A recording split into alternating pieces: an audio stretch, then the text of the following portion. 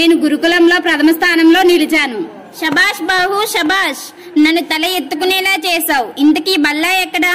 అదుగో వస్తున్నాడు. కట్టప్ప, నాకు కొన్ని రోజులుగా ఆరోగ్యం బాగోలేదు, అందుకే నేను గురుకులానికి వెళ్ళలేకపోయాను. సరే, వెళ్ళి విశ్రాంతి తీసుకో. పదమామ, మనం కూడా వెళ్ళి వ్యాయామం చేసుకుందాం.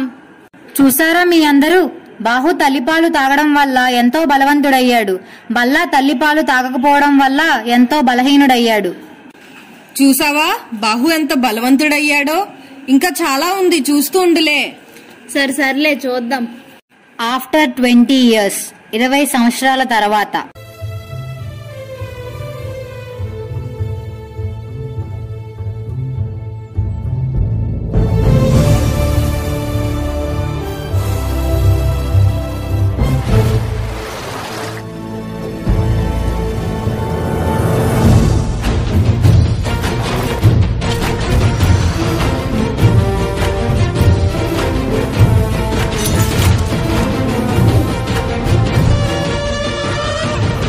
బాహుబలి బాహుబలి బాహుబలి.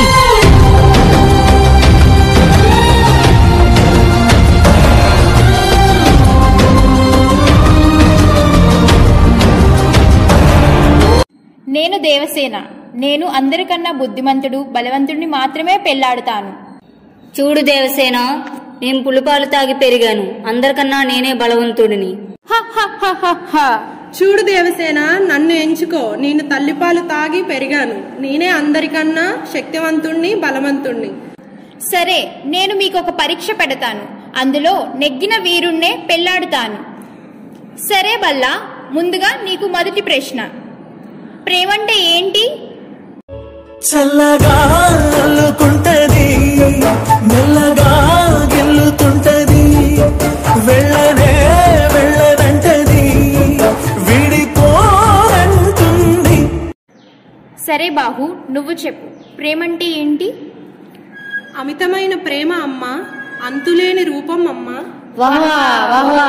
కల్మషం లేని ప్రేమ అమ్మ, ప్రేమకి ప్రతిరూపం అమ్మ. వాహ్వా వాహ్వా, బహు బాగా వర్ణించావు బాహు.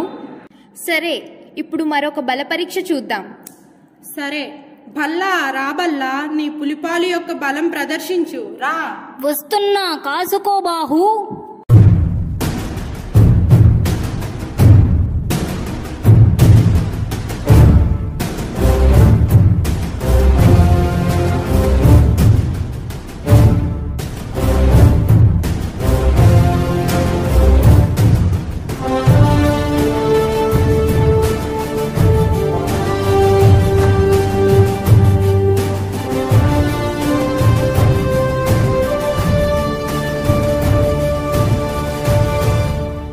ఈ పరీక్షలో బాహు నెగ్గాడు.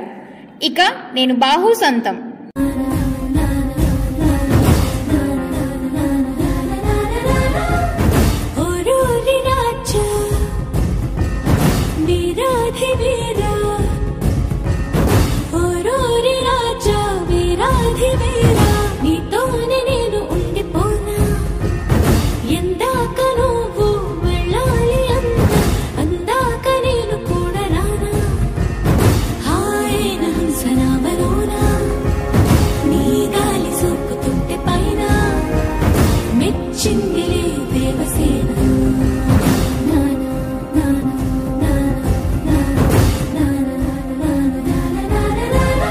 చూసావా, బాహుబలి 6 నెలలు తల్లిపాలు తాగడం వల్ల ఏ రోగానైనా ఎదిరించగల శక్తిమంతుడయ్యాడు. నువ్వు సరిగ్గా చెప్పావు. తల్లిపాలు తాగడం వల్ల బాహుకి కూడా చాలా పోషకాలు లభించాయి. కాబట్టి పుట్టే ప్రతి శిశువుకి కేవలం తల్లిపాలు మాత్రమే ఇవ్వాలి. నీకో విషయం తెలుసా, ఇప్పుడు దేవసేన ఒక బిడ్డకు జన్మనిచ్చింది. సరే చూద్దాం, ఇప్పుడు దేవసేన తన బిడ్డకు ఎలాంటి పోషకాలు అందిస్తుందో. అదే చూడాలి, వాళ్ళ తాత ఏ పులిపాలు తెచ్చి పడతాడో.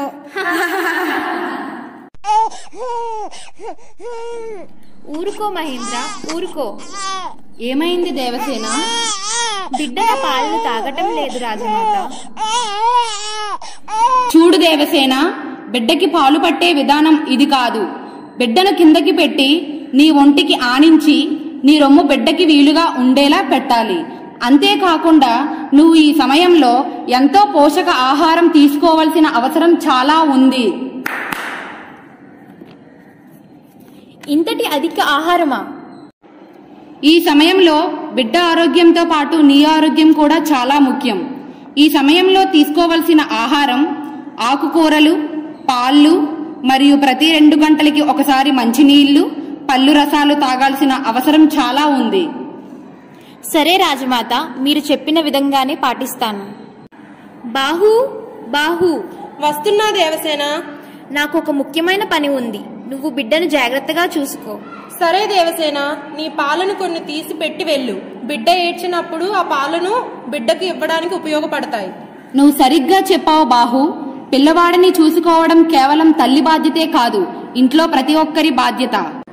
సరే దేవసేన, నువ్వు జాగ్రత్తగా వెళ్ళిరా. నేను బిడ్డను జాగ్రత్తగా చూసుకుంటా. సరే బాహు. కానీ దేవసేన బిడ్డకు పాలు ఎలా తీసి పెడుతుంది? అవేం కావా? నన్నైతే ప్రజలు 4 గంటల వరకు రూమ్ టెంపరేచర్ లో ఉంచొచ్చు, ఇంకా ఒక రోజు ఫ్రిడ్జ్ లో ఉంచొచ్చు. వహ్వా వహ్వా, నీలో చాలా లాభాలున్నాయే. చూసావా, బాహుబలి దేవసేన మరియు రాజమాత ఎంత గొప్పగా వివరించిందో. బిడ్డని చూసుకోవడం ప్రతి ఒక్కరి బాధ్యత. అవునా? కానీ నేను బిడ్డను చూసుకునే బాధ్యత కేవలం తల్లిది మాత్రమే అనుకున్నాను. బిడ్డని చూసే బాధ్యత కేవలం తల్లిది మాత్రమే కాదు, ఇంట్లో ప్రతి ఒక్కరిది. శిశు సురక్ష మనందరి బాధ్యత. Thank you.